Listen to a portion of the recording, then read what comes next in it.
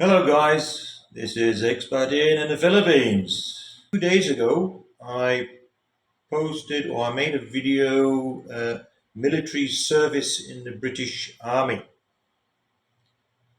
I explained when I joined and where I went and what I'd done.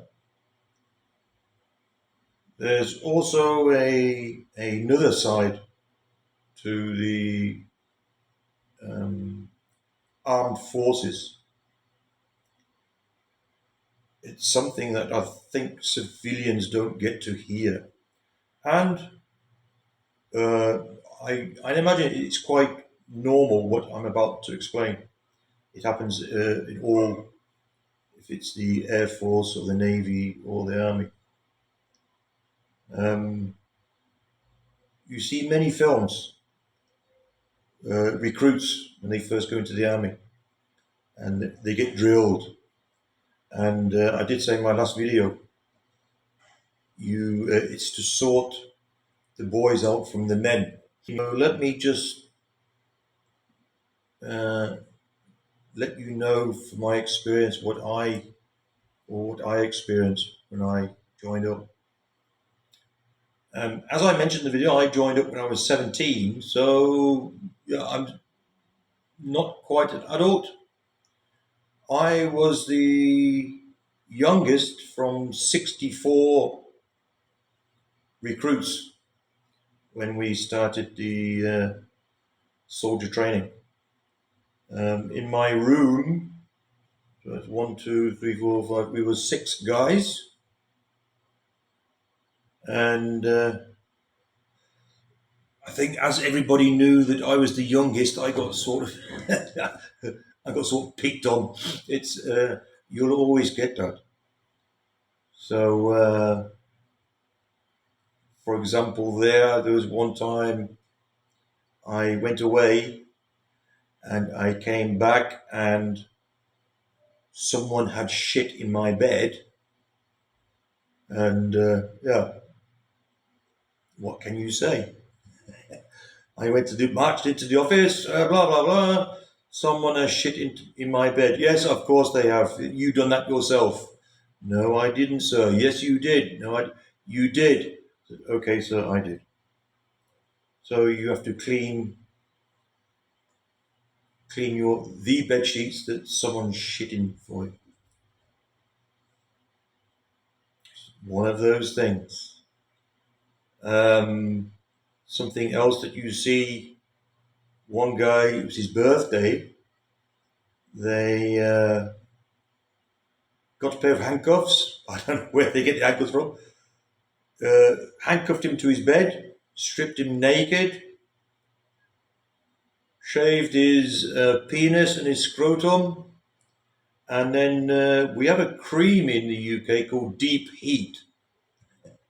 It's if you have a headache or back pain, and the one guy put his the glove on and then smeared his private parts, and it sounded to be quite painful.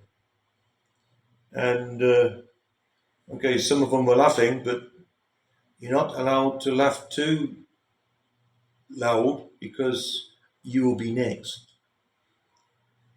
There was another thing, they called it a regimental bath. I thought, oh, what's a regimental bath? It's when the guys make a regimental bath for one guy that doesn't take hygiene so strictly. So if there's one guy that doesn't wash much or he doesn't pay attention to body hygiene.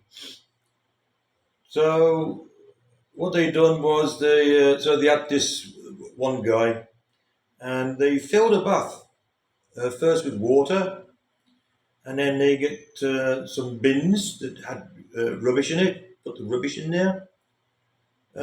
You get many guys then that urinated in the bath, and also defecated in the bath, and then cigarette ends, ash, and then anything that they could find that was like very disgusting. then they get the broom, and then they get this one guy, and he gets forced then to lie completely under in this bath, and like everybody was going, oh yeah, yeah, you dirty bee, and they thought they're gonna have to fight with him to get him. But to everybody's amazement, he went there, took his clothes off, got in the bath, and head under the water, stopped under there as long as he could, which spoilt the joy for everybody else. So that was that. Um, After the soldier training, when I went to Borden for my trade training, which I explained in my last video, the rooms were long. It was old type barracks from the war, so they were all wooden, long wooden rooms for I think it was 20 men. So you can imagine we're 20 guys in this big long room. Um, you get a lot of guys. They get drunk and they start shouting and peeing everywhere. And we had guys also defecate on the floor and fights regularly, fights and another. They had tricks how to get a guy to urinate himself in his bed. So the trick that they had is you get a glass or something with cold water, and that you put their little finger in the water, and that makes the person then urinate in his bed. Another thing that happened to me, I have no idea how they done it because I'm actually a light sleeper. Um, Next to our bed, we had a big steel locker where we put our clothes in. They used to turn the complete locker upside down.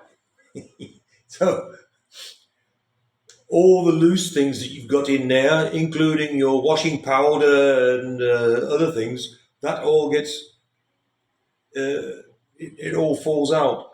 So the next day, so that they done that to me. And like I said, no idea how they do it. And the next day, we had a special parade where we had to wear our they call it number two uniform. So that's the special uniform with all your polished boots and everything. Well, you can imagine what my uniform looked like when I opened the locker. I was going, why is the lock? Oh, F. Again, you can't do nothing about it. It happens, and you can't go running off to the captain or the officers and complain because then they'll just do it even more. It's just one of those things. Um, you've got to be part of the team. If you're a loner, you're lost. There was another time when I was doing my trade training. If you did not have duty at the weekend, you were allowed to go home if it wasn't very far away. So it was like a 2-hour drive for me. So I used to go home sometimes, and I used to have. I mean, this is in 1981. So I had it was a very small TV with a radio and cassette player, and not many of the guys had them at that time. So they knew that I was going home for the weekend, and I didn't like lending my stuff out. I was a bit of a, yeah. Anyway, so I got asked, can we borrow your TV for the weekend? I said, no, guys, no, just forget it. And anyway, I left. And then you have to be back Sunday evening. I think it's before 10 o'clock Sunday evening. You have to be back in the barracks. So I get back to the barracks and my bed is gone. Where the hell's my bed? And what they'd done, because I explained, like the rooms are wooden rooms, so you got the beams that make the roof. So what they'd done was they got rope and tied my bed up in in the roof. Sorry, for not letting them borrow my TV. Yeah, it's also when I was in Germany. In Germany, there was four-man rooms, so quite nice rooms actually. And there was one time, so I was in one room by myself, and you would occasionally weekends you'd have like a party. So one weekend we'd be there, and the next weekend we'd be in that room. And this particular weekend we was then in my room, and we were all drinking, getting all drunk, and we had some food and that. And so you wouldn't mess the bed up because the bed always had to be made in a particular way. The sheets, the bed cover, the pillows. So I used to have a sleeping bag, my own private sleeping bag. So I went to toilet. What they also do is when you go to toilet, they start throwing things over the door. If it's glasses of urine or so you're sitting there doing your business, and then you got all this stuff flying over. So anyway, I go back to the room. They're all gone. And then I look at in the sleeping bag were all the empty bottles and like the crisp papers, bits of crisps, and nuts, and cigarette ends, and of course in a bottle, beer bottle, you always have just a little bit of beer still. So that all ran out, and that was a good night, Ian. Enjoy yourself. Again, it's all just part of being in the army, and yeah, that's just some of the things that happens. So not not everything is good. Being a soldier in the British, I bet it's the same in the American army as well. You see it, like I said, it's on the films.